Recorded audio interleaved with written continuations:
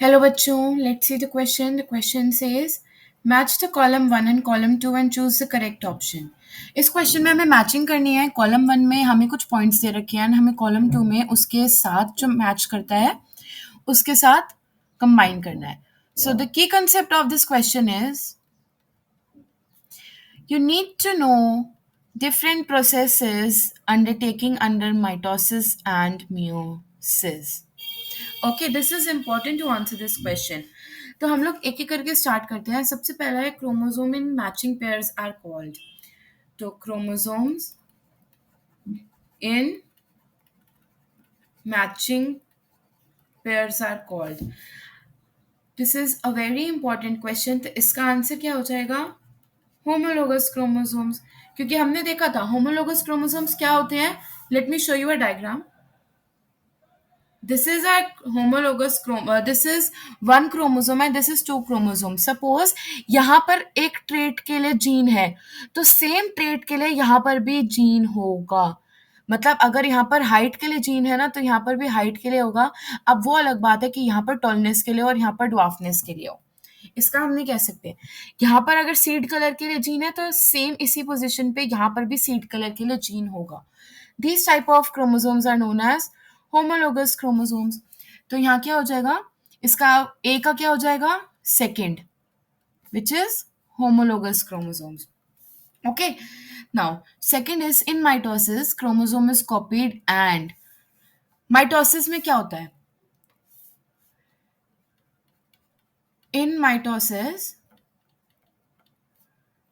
chromosome is copied and chromosome copy होने के बाद क्या होता है? सेल डिवाइड करता है. Cell divides. ये देखो, cell divides to give two daughter cells. Mitosis में यही तो होता है. ये अगर एक पेरेंट सेल है, यहाँ माइटोसिस हुई and it gets divided into two daughter sales.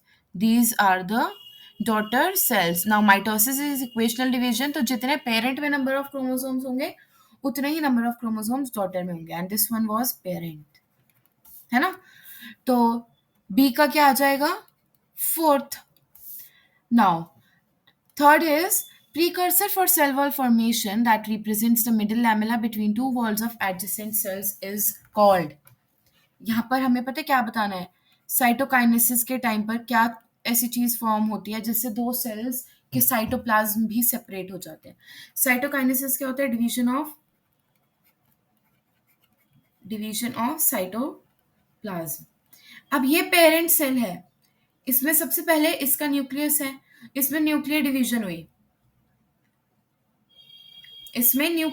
हुई. एक न्यूक्लियस इसके पास आ गया, एक न्यूक्लियस इसके पास.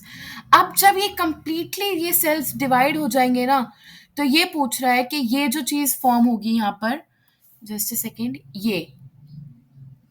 ये चीज भी तो डिवाइड होनी चाहिए. ये यहाँ से डिवाइड होगा तभी तो ये ऐसे वाली फॉर्म में आएंगे. तो ये जो चीज बन रही है इसको हम क्या कहते हैं? Cell plate formation takes place. इसको क्या कहा जाता है?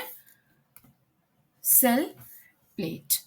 तो इसका आंसर क्या हो जाएगा? सी का हो जाएगा. Third, D is the plane of alignment of chromosomes at metaphase is called. Okay, let's see. हम लोग मेटाफेज के बारे में देखते हैं. मान लीजिए ये एक सेल है.